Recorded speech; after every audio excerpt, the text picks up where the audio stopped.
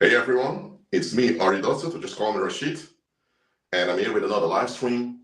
You may be thinking, Rashid, why do you have this black plate with 3 apples and 2 tiny bunch of grapes with you, white grapes and dark grapes, and a few individual grapes over here? Why do you have that? You're going to figure out why you have it. Let me just close the door so no sound goes out. But before I continue, can you all hear me clearly? Let me know in the live chat, please.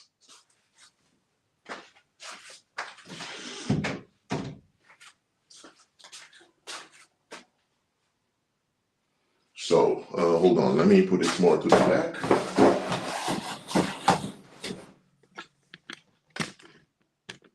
Okay. You know what? I'm gonna leave it like this. Can you all hear me clearly? Let me know in the live chat, please. I can see the live chat right over there. Okay. Alter Ego can see me. Okay, this is good. So, this live stream is about a common theme in the human species that is seldom addressed. This topic is actually like an elephant in the room. It's something people don't want to address, because once you address it, a lot of the misbehavior and dysfunction in our species becomes evident towards you. Let me give an example. Let's say you are, let's say you're in a taxi, and the taxi drives by a neighborhood. And in a neighborhood, you see a lot of homeless people walking around. Let's say you're a child. Go and ask your parents, Mom, Dad, why are the people without any home? And your dad tells you they're lazy, they don't want to work. And then your dad tells you, I go to work every day, that's why I'm able to pay the bills, that's why we have a house. So as a child, you can't process things deeply. So superficially, you accept what your father tells you. You have no other choice. In your teenage years, however, you realize that, hold on a minute, why is this thing called money so important? We print this thing called money, and we distribute it amongst the population. So that means the people who are homeless can get money too. Why are they getting the money? Oh, because they're lazy. Okay, you say they're lazy, but how come we don't make more jobs for them then? So now we begin to realize, oh my goodness. So now as a teenager, you're completely different at the homeless people. And apart from that, you're also different as your own parents and people around you. Because I realized all those other adults were in on keeping those other people homeless so they could feel good about themselves. So first you saw your parents as honorable citizens. Now you look at your parents as cowards who just get along with this thing called society just so that they're not targeted. So now your whole view of your parents will around you change. It's a phenomenal change. But that's what I mean. Anytime you obtain an insight that at a fundamental level changes how you relate to other people, that's called an epiphany. An epiphany, and repeat it, is when you obtain an insight that fundamentally changes how you relate to other people, include how you see yourself. That's an epiphany. Now, many epiphanies in the world will reveal to you how dysfunctional our species really is. And a lot of people don't want to have those epiphanies. They just want to, and they have this superficial explanation that comes from their parents and from school, and they want to hold on to that. That's what a lot of people do. They persist in the superficial explanation of how reality works so that they don't have to face the actual dysfunction of our species, which includes them. So that's why topics like these are seldom discussed, but I'm going to discuss them to you. Okay. The plates. Let's see how you see it in the, I have my, I see the live chat over here and the live stream. So let me just check how you see this. Okay, you see this plate? There are 3 apples, right? What you notice about the apple is quite big and heavy. This is an individual grape. And look at it. The individual grape is quite small. It's even quite fluffy almost. Not fluffy. It's quite soft also. See this? You can squeeze it easily. Do that to the apple. It's not going to work that well. It's a bunch of grapes. They form a weight. You can't easily squeeze them like this. Tiny group of grapes, the same thing. Now, let's say this is a community, okay? These are the women of the community, okay? The women in the community they form these coalitions together. As I explained before, women form powerhouse together. These are the women of the community. These are the men. Now, men also join together, but because they're all heavy and dense, they all end up spread around in the community amongst the females. So this is how human communities are. Men are dense and magnetic. That's why they have a hardcore also. Women are soft and delicate. All right? You need both of them together to make the community functional. Now, as I explained before in other live streams, we are sound creatures, human beings. Okay?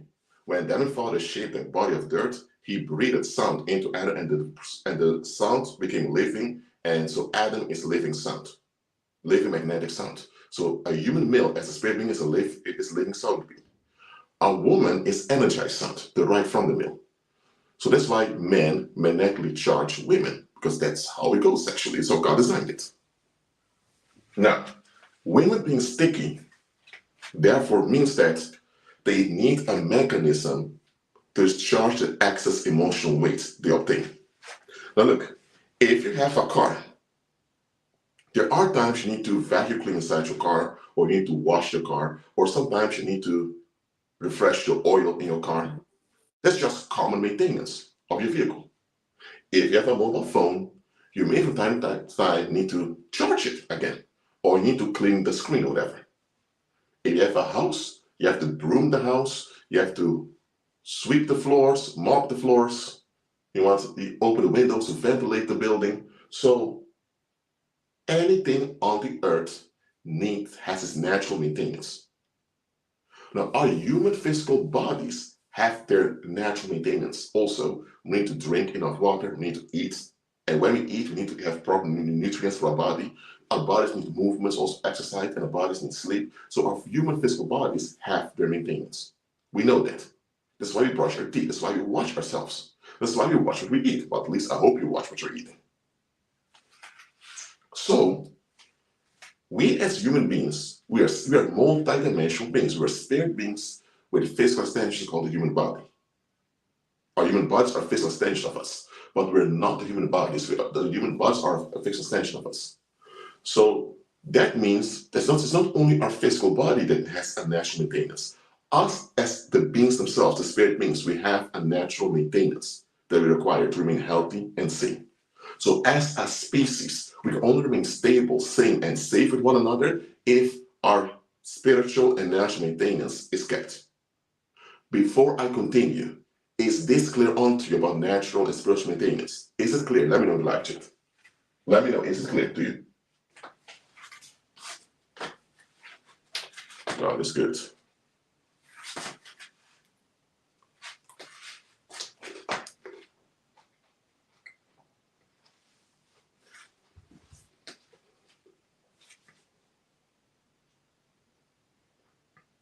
And I get any answers yet? Let me see. Is this clear about natural and spiritual maintenance? It's important for you to understand this before we continue. We, as human beings, were multidimensional creatures, spirit beings, or living sound creatures with a physical extension called our human bodies. And we all need maintenance. We all do. Not only on a physical level, brushing teeth, washing yourself, eating, drinking, all that, also on a psychic, spirit level, we need it. So women are sticky. And because women are sticky, so the emotional load in the community tends to be sticky onto them.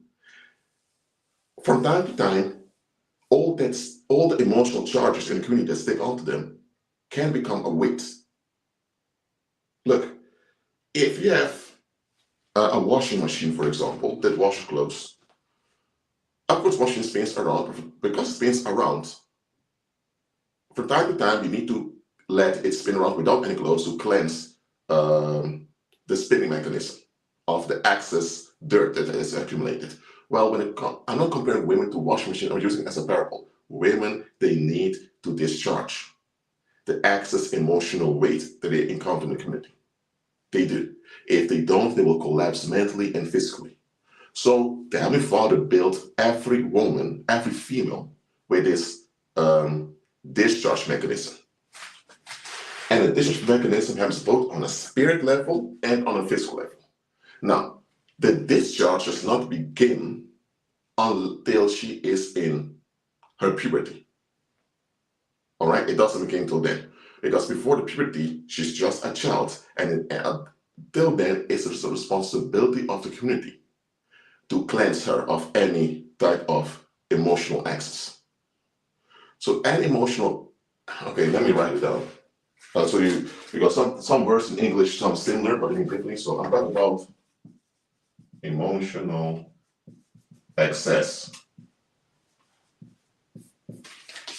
Emotional access, what I'm talking about, not access. I'm not talking about this. So till around age 11, 12, depends on when the first period begins, she's still a child, and it's the community's responsibility to discharge her of all emotional excess that happens to her. Once she turns a teenage, once the period begins, the first period, from that point on, she has both a physical discharge every month. You ladies don't want to talk about, you have each month. And this discharge isn't just that she bleeds out of her vagina, it also means that on a physical level, she's a bit lower in energy and strength. That's because there's also an energetic or spiritual discharge going on. All right? So it goes like this. Throughout the month, as a woman, you interact with other people. You also, whether it's your spouse, your partner, or your children, or your parents, anyway, you communicate with other people. All that emotional intensity, you can absorb it easily as a woman because you're built for it. But eventually it can get too much for you. So that weight of all those emotions, because you're emotional wired yourself as a woman, both spiritually and physically. So all that excess emotional weight becomes emotional pollution. So even in the perfect state that God created Eve, the woman, generated excess emotional tension, which became pollution. But just like our physical bodies, when we eat, eventually, when all the nutrients are removed from the food, we discharge it through our anus, we poop it out. Just the same way, women, they have this excess emotional weight that they generate during the month, and it needs to be discharged. Well, God built a mechanism for it. On a physical level, the woman is bleeding for around 5 days. I believe, I'm not a woman, I can be wrong about the exact days, but around 5 days. That's what I found from literature. And the physical bleeding exhausts the body of the woman, is to remind her to calm down, because during those days, the emotional pollution that accumulated during the month is processed out of her. So that's why you're not supposed to have sexual intercourse with a woman when she's on her periods. First of all, it's quite dirty with all the blood coming out of her, and you won't put your dick in there. Secondly, on a psychic or on a spiritual level, she is releasing pollution. It's like wanting to dance with someone while they're defecating on the toilet. I'm sorry, you need to let them stay on the toilet, defecate, finish first, then you can have a dance with them. You're not going to dance with someone while they're defecating. Of course you wouldn't, unless you belong to some Baphomet cults that are into things like that. Well, the same way when a woman is on a period, on an energetic level, she discharges emotional pollution. Simple as that. So, this is how God built it. So that's why in most cultures in ancient times, when a woman was on a period, she was kind of kept at a distance from people, kind of avoided her. Why? Because she was discharging emotional pollution. And emotional pollution, if it lingers around, it becomes poisonous. So she needs to discharge. After the discharge is over, she can be fully back into the community, emotionally, physically, sexually. But during a period, she needs to discharge, not only physically, she's bleeding, she also needs to discharge on an energetic level. All right? Now, this is God's design for the females. And females are sticky beings, already explained. Now, fall of men, it became the discharge function of a woman came under pressure. Because in the natural perfect state, she would only accumulate a little bit of emotional pollution. It will be discharged during the period, and then she continues. Similar to when you drink, at some point you go to the toilet to pee, or if you eat, at some point you go to the toilet, whatever, to defecate. Similar, a woman for each of her monthly cycle, she discharges physically and energetically, so also the emotional pollution goes out. It's over. But due to the fall of men, fall of mankind, women now accumulate enormous amount of emotional pollution due to our fallen state. Men are born in fallen state and women born in fallen state. The fallen state, which includes the mortality of our bodies, brings additional stress to a lot of people. Because now you need to watch out what you do physically, because some injuries cannot recover it quickly. If you lose body parts, it's over. You're disabled and crippled for life. Or if you eat the wrong things, it can be poisonous, you die, or whatever. But then you also have other people who are out of their mind. When they hurt you or harm you, they're upset. So all of this, it has the effect on women that they produce way too much emotional pollution. And this excess of emotional pollution is what we refer to as female unrest.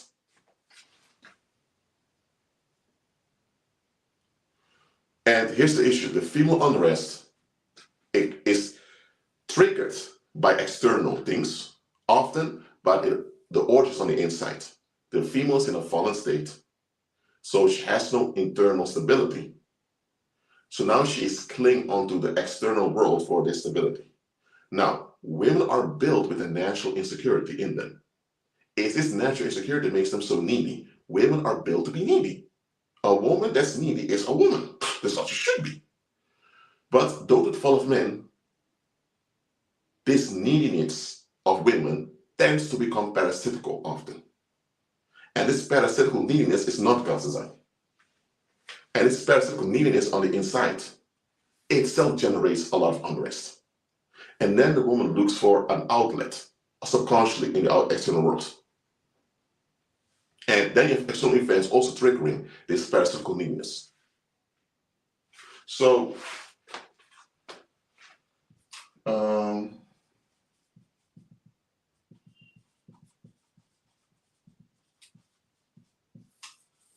this parasitical neediness, you also call it greed, is a byproduct of the fall of men. I'm not talking about men now. Because someone say, well, Rashid, what about the men? I'm addressing the men right now, okay? This parasitical neediness, or this greed that women accumulate in their fallen states, is producing this female unrest. That is even without any traumatic events around her. All right? Now, as a species, female unrest is a big problem. Why? Because women are emotionally wired. Women are built with this inherent insecurity, so God built them. So this design in a fallen condition implies that women have no internal off switch. With minor things, women may think, you know what, I need to stop doing this, whatever. But there's something deep-rooted and fundamental that's off with her. There's no off switch. It goes on and on and on. It gets worse, worse, and worse. And she obviously realized it. And some of them do, but they're still an escapism. So, female unrest, it tends to make the women hard to be around emotionally. They become mentally draining. And when they have children, they tend to squeeze the life of the children almost, which also traumatizes the children. They have traumatized adults later on. They also harm the community. Sexually, they tend to become quite horrible towards the men they're with. That can lead to domestic violence too. And overall, when there's female unrest, if you have one woman with female unrest emitting out of her, this will affect how other people feel physically. Because we affect one another as human beings.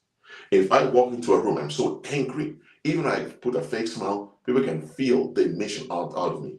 And it will affect the body, it's going to feel tense around me. Now, as a woman, you also affect your environment. So female unrest, it both harms the woman herself and the environment she's in. And if you have a bunch of women in female unrest, oh Lord, that can lead to accidents in the community. That can lead to the plants and the animals malfunctioning. When animals malfunction, it can lead to deadly outcomes for human beings also, especially children. So female unrest is like, you can say, nuclear waste. Now, I know people say, well, Rashid, nuclear bombs don't exist, it's a hoax, blah, blah. I'm not talking about nuclear bombs now. What you call nuclear waste, that physical radiation can actually kill you or deform you, well, that's how female unrest is. Female unrest is similar to nuclear waste. That's what it is. Now, the woman was built, and in the female's built, the emotional pollution is accumulated and she discharges it. That's like our body discharges food in this form of feces, or excess water from urine. But female unrest was not part of the woman's design. Female unrest means fundamentally she does not function well. Now, female unrest is such a load on the community that people actually can lose their minds because of the presence of female unrest only. Because women are designed with a decorative purpose to decorate the community. Now, if the ones decorating the community are the unrest, what type of community will you have? It's not going to be a livable, enjoyable community. So, because of this, in the world, the number one thing people don't want to have is female unrest. And besides the fact that women are the ones giving birth to children, so they keep the community going for future generations, that's one reason why women often get privileges. Because feminists say, well, women have been oppressed throughout history by men, this, hold on. Throughout history, women are gotten privileges for the fact that they're needed to bring forth the next generation. I don't think all women were treated at their best. No, they were not. There was a lot of exploitation too, but because of the fact they're a woman and they're the ones giving birth to the next generation, that gave us some privileges in the community. Nothing wrong with that. However, sometimes those privileges went too far, in which people began to excuse female pollution, female unrest.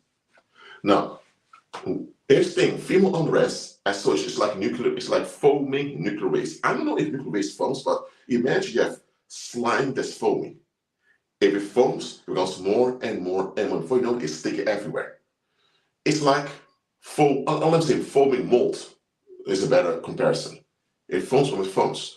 So in human communities, it often happens that when the female unrest becomes too much in people's face, the public now definitely looks for a way to release it. Because remember, the emotional pollution women generate naturally needs an outlet. Well, that outlet is ready after periods, all right? But the female unrest, if it stays in the women, it will actually kill off the woman and with that bring down the community. So what can we do about female unrest? There's so much you can do about it than to transfer it somewhere and to dump it somewhere. So throughout history, communities developed this tolerance for women taking out their unrest on their sons. Especially in ancient Greece. Because remember, in ancient Greece, the belief was that the sex drive of the older men keep the community going. The older men are the gods of the community. Especially if you have a title or they have wealth. So you don't go against the older men. You don't go against older men to begin with. So no woman was allowed to challenge her father or her grandfather or any of the male figures in the community. So if the male figures in the community, in this case her father, her grandfather, or her male caretakers, if they failed her, instead of addressing that they suffered harm, they were hurt by their mismanagement or their incompetence, she was now allowed to give birth to a son and then put all the excess weight on the son. And if she did this, and the son would end up dysfunctional in the community, people blame the son for what was going on. the son ends up mentally ill. And instead of people saying, you know what, your mom went too far, we're sorry for not addressing your mom and sticking up for you. No, the community would turn on him. And the other men would also turn on them because now everyone can bond together by being upset with this one scapegoat over there.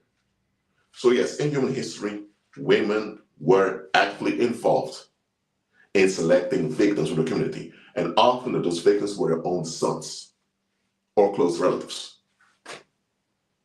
Before I continue, is the mechanism why mothers victimize their sons clear to you now?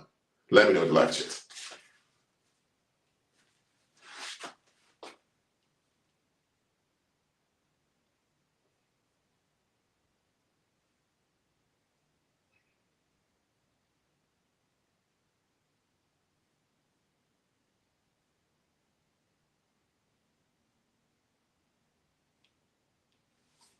Is this clear?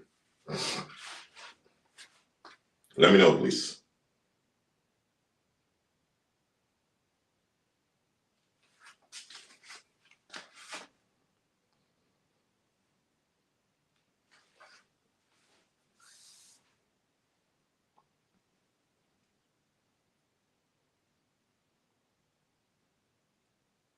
It's important? Okay.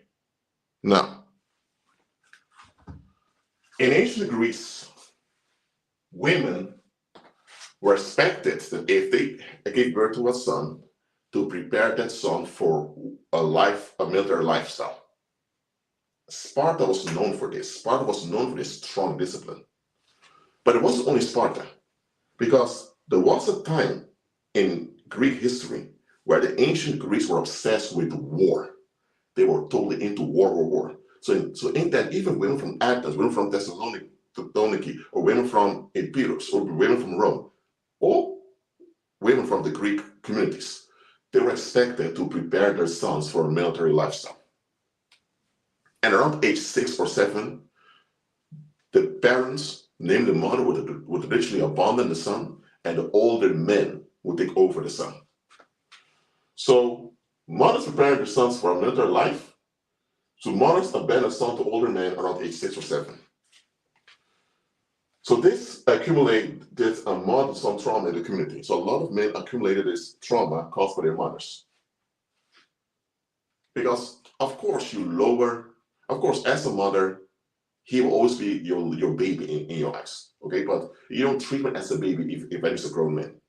You can still cuddle him, squeeze his cheeks and all that from time to time. You see him as a grown man, but you're not going to do that openly all the time because he's not a little baby anymore. Okay, so of course over time women lower down their acts of pampering of their sons. And normally around the teenage years, age 11, 12, the boys themselves think, Mom, cut it out. They actually want to expand further. That's men. But suddenly, when they're still children, just abandoned like that, even emotionally, it's quite traumatic for boys. But it used to be the thing done. What this does is it causes a mental delay in the men. And during this mental delay, they now accumulate this toxic bond with older men. They now begin to the boys now can perceive those older men as their everything. So whatever those older men do to them, whether it's sexually or physically or whatever, they take it. So once they're grown men themselves, they've now been deformed into thinking that older men can do no wrong. The older men are entitled to obedience unconditionally. But here's the problem. They've been violated and neglected as men. Their outlet will be the battlefield, where they kill people from the enemy's camp.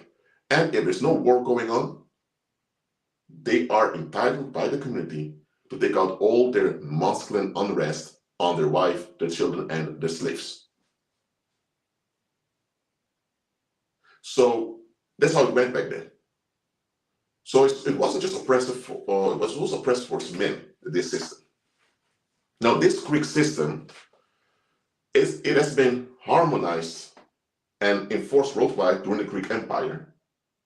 And when the Greek Empire slowly changed into the Roman Empire, it has been normalized worldwide. Now, due to the influence of the gospel of Jesus Christ, this patriarchal system kind of softened down, but it's still around. Some people even think that patriarchy is biblical. It's not. Male leadership is biblical, but patriarchy, this Greco-Roman pedophile hierarchy that runs society, I'm sorry, but that's not biblical. It's not biblical at all. So, models on trauma. In the Roman Empire was quite militaristic. A big portion of the budget of the Roman government was spent on the military.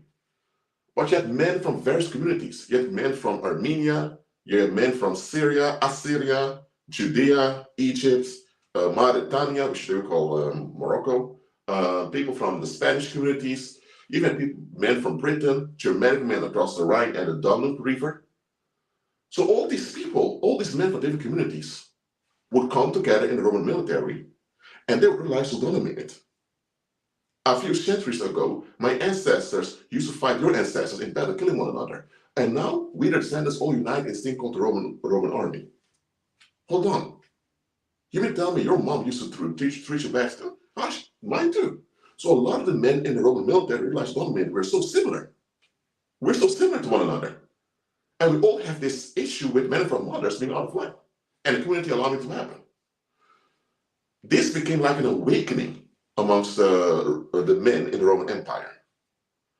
And because this awakening was a threat to the pagan world back then, Rome now came with an emphasis on what they call patria. Patria is what we call in English the fatherland. Patria refers to the government and societal structures of a country. So young men were taught, listen, the reason we require military service from you because you are a building block, a building stone for the government and the social institutions. We need men like you. And because men are built to contribute with their sex drive, it was a philosophy that men fell for. So patria or the fatherland is a spell in which young men's focus are put on the government and societal institutions. And they now think that contributing to the government and societal institutions makes them a worthy man. That's why the card is called the fatherland. Motherland refers to the traumatic bond that men have with the women of the home community. So motherland refers to the traumatic bond a man has to the women of his home community. So during the Roman Empire, a guy who would come from Armenia would have his motherland would be Armenia because his mother is likely Armenian also. He grew up in an Armenian community, and so his traumatic bond, his trauma caused to him by his mom, in his mind reflects all the women look like his mom, Armenian women. So his motherland would be Armenia. His motherland would not be Egypt or Italy or any other part of the Roman Empire. So the Roman Empire as well would not be his motherland. It can't be. Because the trauma, the models on trauma, relates with women of his own home community who looks like his mom. So that's why the fatherland became the thing that was installed into men. Now, we don't have the Roman Empire in place anymore like it used to. But still the countries would like to refer themselves as motherlands. Because they're making use of this models on trauma that's been going on for generations. So, is the difference between fatherland and motherland clear onto you? Let me know in the live chat. Explain to me in one sentence the difference between a fatherland and a motherland. I'll give you 1.5 minutes. Explain in one sentence the difference between fatherland and motherland in the live chat, please. Thank you very much. I'll wait.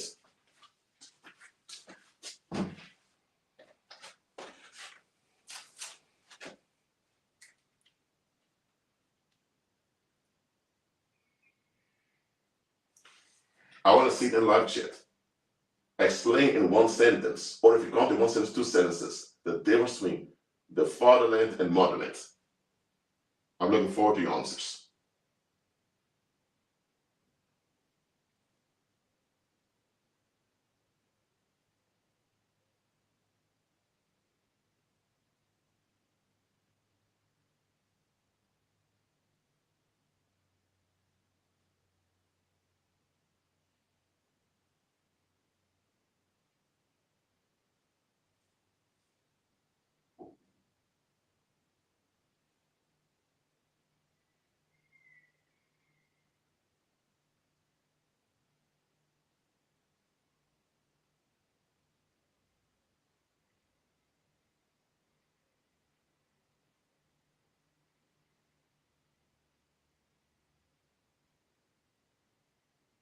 right, let me see what your answers are. Write down in one sentence what you count in two sentences. The difference between fatherland and motherland, please. I'm looking forward to your answers. I'll give you 2 more minutes.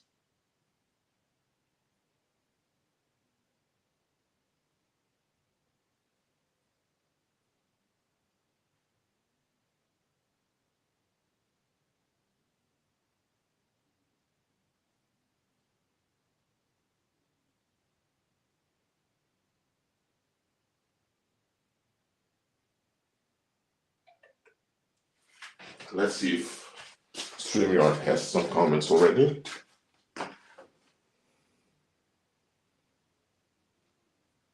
I still don't see any of your answers in the live chat. Please, I want you all to participate. Write in 1 or 2 sentences the difference between a fatherland and a motherland, please. Or I've explained it.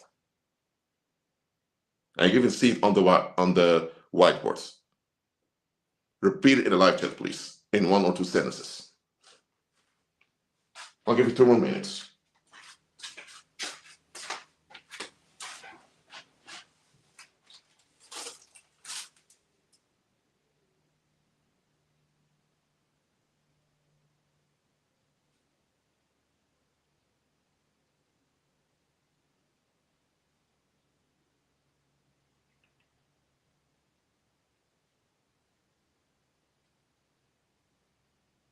All right.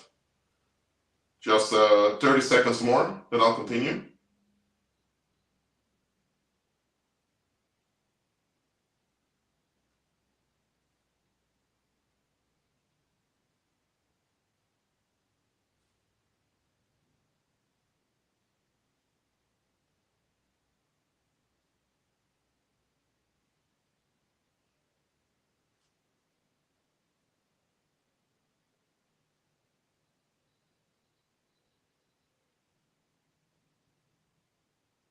All right.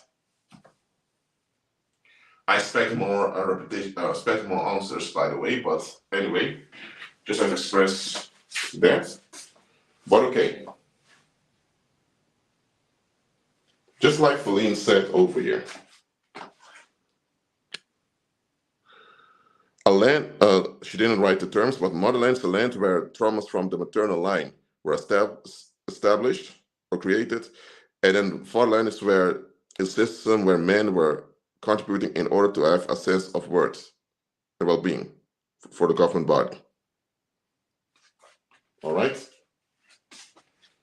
And by the way, I really expect you all to participate in the live streams, please, me on here. Thank you very much. Well, okay.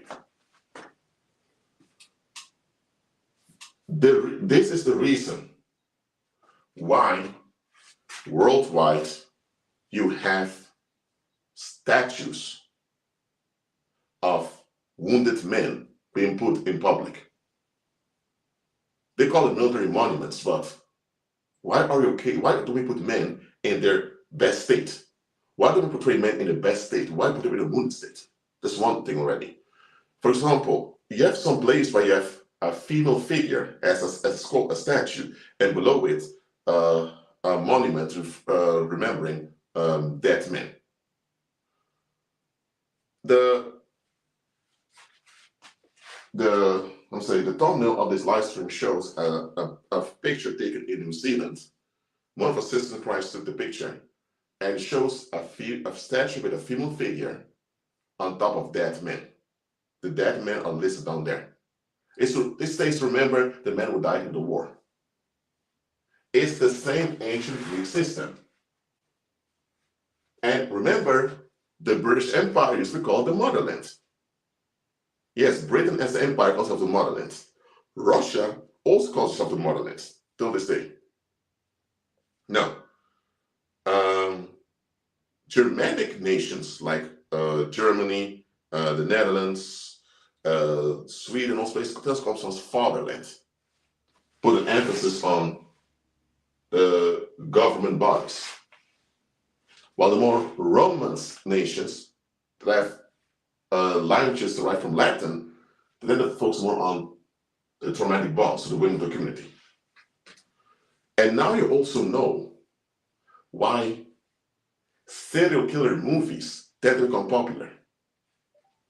Why do you think amongst Europeans, people from European ancestry, these movies tend to be popular? Those serial killer movies where women who look like their own mothers are being killed. Why? Because this motherland issue is still going on. And this maternal trauma to men has been going on for a while. Not just amongst Europeans, it's a worldwide thing. But in the Europeans, it's been part of their culture. And a lot of men grow up hating and totally having contempt for their mothers. But because socially they're not allowed to express this, they now internalize this contempt and this hatred. And they either turn into sodomy. I don't say that all sodomy is a result of this, but they can turn to sodomy. Or they turn into those creeps that hurt and haunt women who look similar to their mothers, whether in behavior or just in physical looks. So the world, by excusing females who are purging, are generating their own male monsters that haunt the community later on. And that's why God fathers not protect them from those male monsters, because they're the ones who generate them. Simple as that.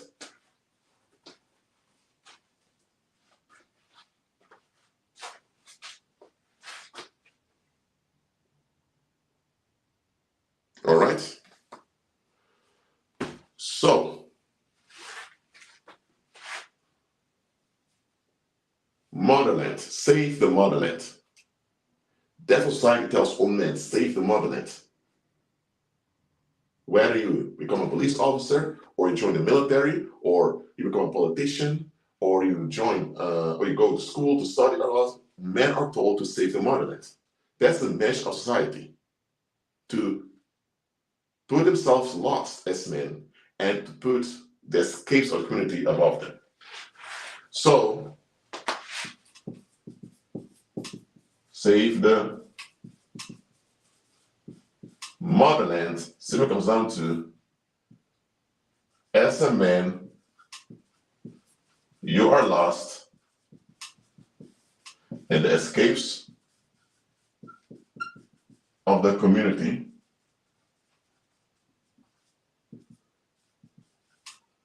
are central.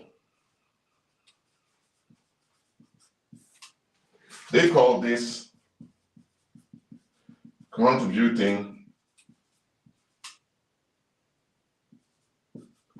to society. So, contributing to society is another way to say save the motherland. And this will be emphasized to men. As a male, the people expect you to consider yourself lost and to make the escapes of the community the priority in your life. And in the world, if you do this as a man, you tend to get a pat on the back. Sometimes even rewards from you, whether it's a high salary or some awards or whatever. You get into this as a man in the world, you get a pat on the back. You still are in danger, because when you put the escapes of the community, if you serve the escapes of the community, you can become the escape also as a victim. So now, when it happens to our guy, he becomes the victim of the community, while he's serving the escapes of the community, we tend to see it as a glitch, or it won't happen to us. It can happen to any man. So, contributing to society is a rephrasing of save the motherland. The public doesn't want to deal with female unrest, so you as a man, you have to be available for the unrest that comes from other women, whether it's from your own mom or women around you, and you just have to take it and take the blame for it too. That's what save the motherland comes down to. And that's the philosophy a lot of men in the world follow. Save the motherland.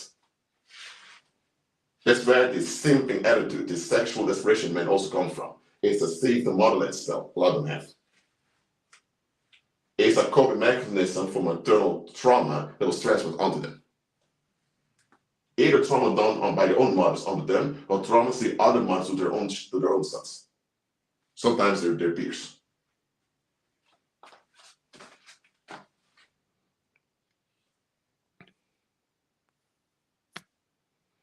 So, worldly women, they have the tendency and they have the tradition for centuries to transfer their unrest onto their own sons. That's why some mothers celebrate their sons being sexually dysfunctional, because that's how they express. That's why they transfer their unrest that they have towards other men onto their own sons. And women are excused for this in the world. In the Western world, if a woman does this too openly, we call her out because way too much in her face. If she does it subtly, we blame the son for it. And then people wonder why a lot of men in the Western world don't want to contribute to the Western world anymore. Well, no man in his right mind should want to contribute to a community that expects them to make themselves a potential victim. Come on now. All right. So, save the motherland. That's the message society gives to you. And if the maternal traumas onto the sons are way too much, now the politicians will talk about the fatherland, focus on the greatness of the country. Well, in both cases, you as the men are expected to keep yourself lost and to focus on the escapes of the community. And then you have to be happy with a little pat on the back you get. If you want more or demand more, you're a narcissist, you're a monster. So this whole myth of feminists that women are oppressed throughout human history, that men are also oppressing women, I'm sorry, it's not true. Men and women have been doing the oppressing. And women oppressing their communities of their own children has been a thing also. But why do people talk about it? Oh, because it's way too sensitive for us. As we so I don't talk about it, well, I just addressed it. All right? So, if there's female unrest in the community, how to get rid of it a safe way without having to make victims? Number one, the women that are in unrest have to admit their unrest and admit that they're fundamentally dysfunctional, and therefore realize that there's a problem that needs to be solved. And they have to admit the only solution is doing the will of their Heavenly Father on the earth. So the women in the community have to give up escaping and actually being asked to serve their Heavenly Father. That's the only way female unrest will disappear from the community. As long as there are women that keep escaping, there are even female believers who keep escaping. As long as there are women escaping all the time, grown women escaping, they're going to have female unrest haunting the community. So, with female unrest, there cannot be no sexual health. Without sexual health, there can be no prosperity. Without prosperity, there's poverty and lack. Simple as that. So do you understand now how important it is to dissolve female unrest or to prevent female unrest from even being accumulated? Do you understand how important it is now? Let me know in the live chat. Let me know.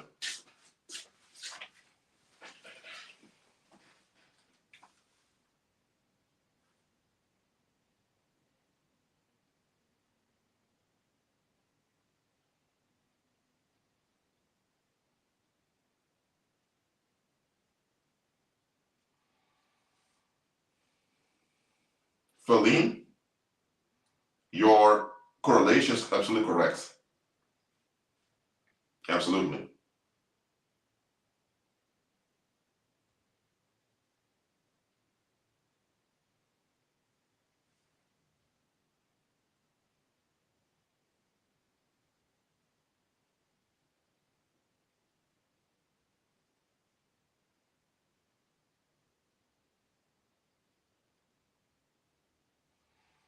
So do you understand how important it is to dissolve female unrest as soon as possible, or better to prevent it even being accumulated?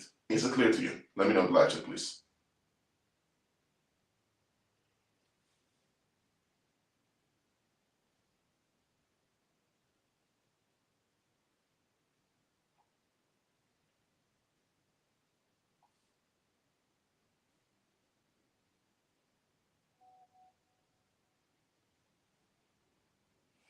So, women are important for every community they're in. not just because of children being born. Just to keep the community stable, sane, and functional, femininity is important. So female unrest is a threat and a danger to everyone. Now, there is no excuse for transferring female unrest onto little boys. And no woman has the right, nor the permission, nor the consent from the Heavenly Father, who owns the earth, to violate her own son or sons. And any community allowing this to happen is guilty and blameworthy and deserves all the plagues they can get. Simple as that.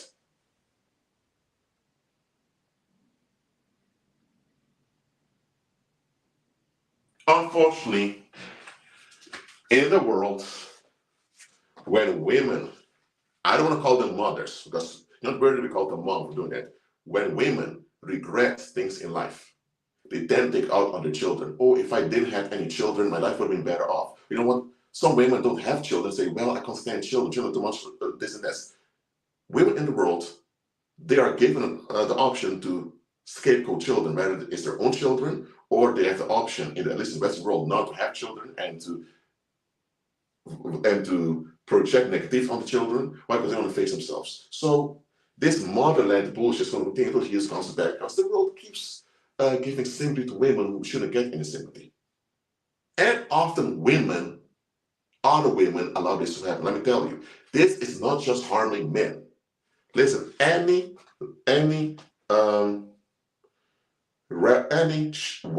woman hating creep out there who is smashing and dashing women sexually, so they have sex with women and dump her, or they take advantage of women sexually, or who actually they want to kill women or hurt women. All those male grown men who want to hurt women out there.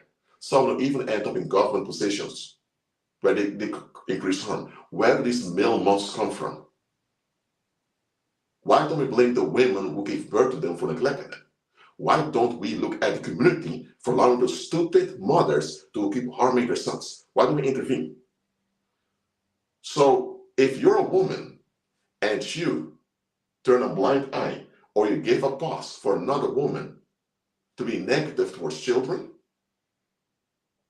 listen, whether a woman has children or not, it doesn't matter. All of us, men and women, have obligations to the next generation. We do. Whether you have children yourself or not, you need children, because those children are becoming adults later that's going to look after you when you're older. All of us need to have the young generation to exist. If everyone stops having children, we all will die out very quickly as a species. So all of us have the natural obligation to contribute to the next generation. So any woman who's not willing to contribute to the next generation, whether she has her own children or not, if you get along with that as a woman, you are, as they would say in the African American vernacular, a coon or coonette, a traitor who endangers your own species. That's what you are doing. Women have to normalize calling each other out when they are projecting shit onto children. Because women shouldn't be doing this, where it's not to work towards your own children or someone else's children. You shouldn't be doing it. But in the world, women get a pass often, and there are men who are so horrible excusing them. Listen, if you as a woman turn a blind eye, or you give excuse for another woman projecting filth on the children, especially her own son, I'm telling you, you're the reason why some other woman later is going to be found dead in chopping peace or whatever. We can't hate the fruit while watering the root. If you don't want the fruit, then don't water the root. Simple as that. Do I have a motherland? Absolutely not. I have no motherland, and I don't even want the motherland. What's my fatherland? The kingdom of God is my fatherland. Simple as that. That's how we do it. So, both men and women ought to be sexually healthy, because that's the only way we're going to be safe and stable. And by the way, you owe every other human being on the earth to be a safe and alive and trustworthy human being. All of us need to be safe and trustworthy for us to survive and to exist as a species. So even strangers owe you to be trustworthy and safe. If they're not trustworthy and safe, it means they failed. Just simple as that. So let's keep our species safe, sane, and stable by emphasizing sexual health and sexual harmony as Heavenly Father intended it, please. No more motherland bullshit, please. Thank you very much.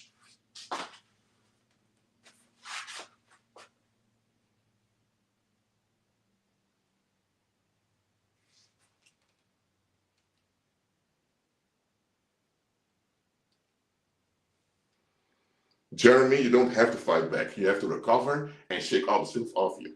Jeremy, your community violated you.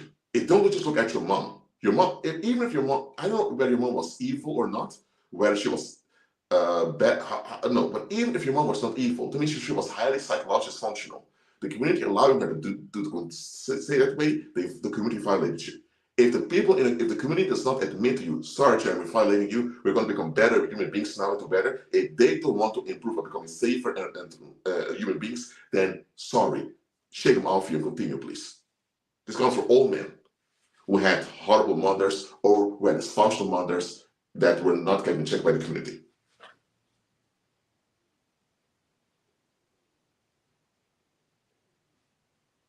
Any community allowing any woman to project emotional shit onto children, that community is an embarrassment and deserves extermination. Simple as that.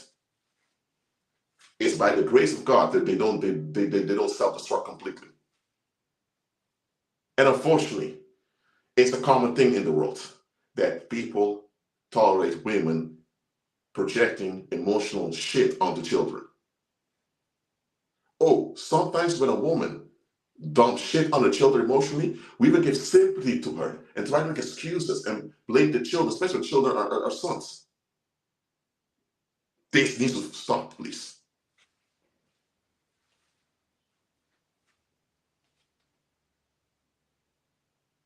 I will not tolerate any woman having any negative view of children, especially not her own.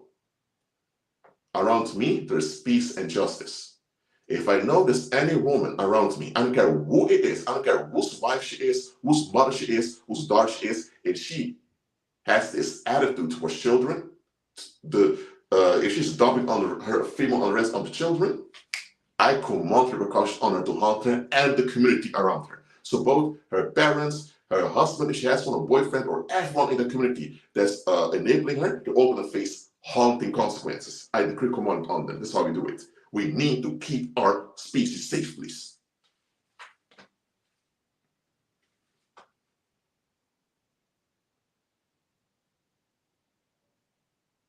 Not even my own mom could leak unrest towards me by accident, not even by accident, because even as a child I would say, Mom, what the heck? And later in my lifetime, some women in the country I grew up in thought it was weird. I would call them out when they would be releasing their pollution towards me. Well, I'm not desperate. I'm not sexually desperate for your vagina so much that I will take L on the rest being poured on me just to ox to you. Hell no. The Lord Jesus Christ provides for me when it comes to sexuality. He always will. He's loyal. And that's why I serve him, and I do not agree with his motherland bullshit. I don't.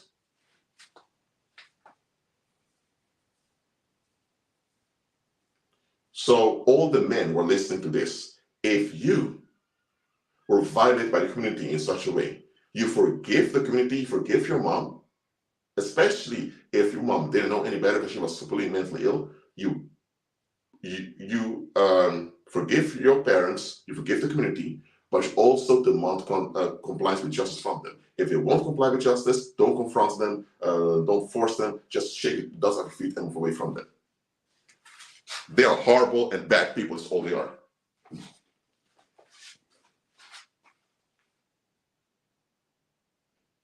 Here's another thing. If a woman is not willing to contribute to the next generation, either having her own babies and raise them, or by being a good influence onto other children or to younger people, if she's not willing to contribute to the next generation, then she has to shut her damn mouth when the next generation ends up being horrible or she faces difficulties in the community.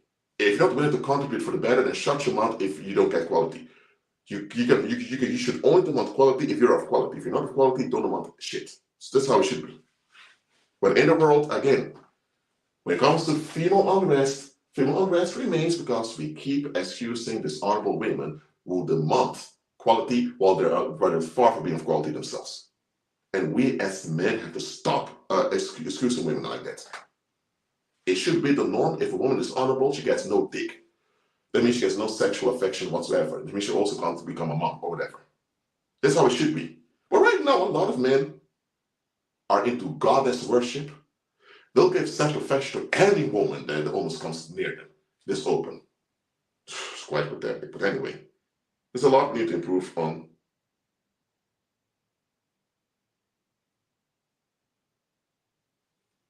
Listen, we need to address this. So what do we do about it? Already said.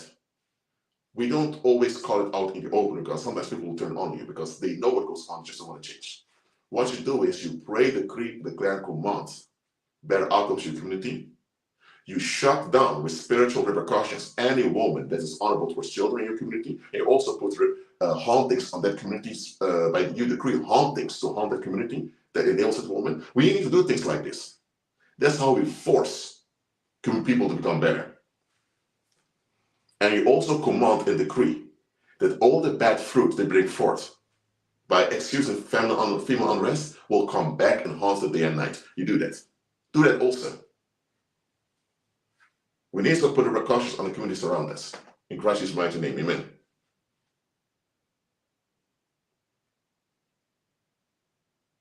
So,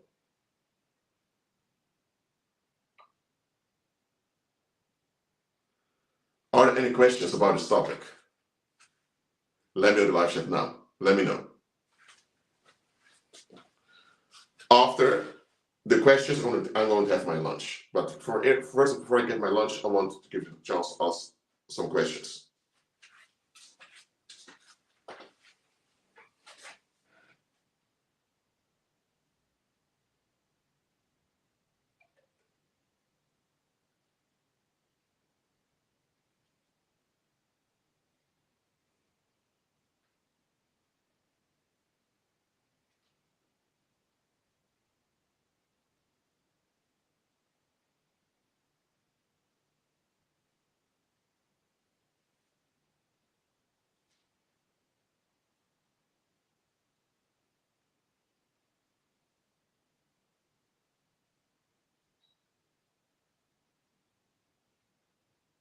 All right, Jeremy asked, is this the main reason why the decline of men in the world? Absolutely.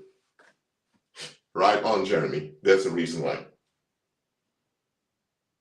Oh, and don't forget, this is not the topic of this live stream, but throughout human history, sexually strong, healthy men were often rewarded with castration or with being drained by the community.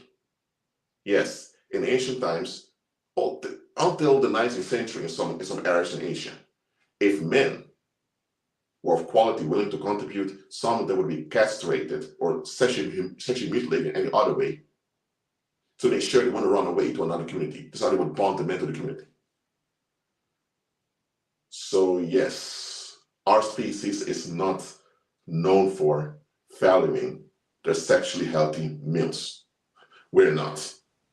There are places where it happened in history, there are places it happens today, but in general, our human species, we're quite horrible sexually to the good men the quality men of our communities. We are. And this has to be exposed. That's why I'm doing these live streams also. Yes, Feline, there are ways to pray and decree and declare. I already told you, you need to put repercussions to the community. You have to put repercussions to the community, so the community is haunted day and night by what they're doing. As long as the communities have ease, they'll continue the abuse and the neglect. The moment they are haunted by repercussions, they have no choice but to comply. All right? Any other questions?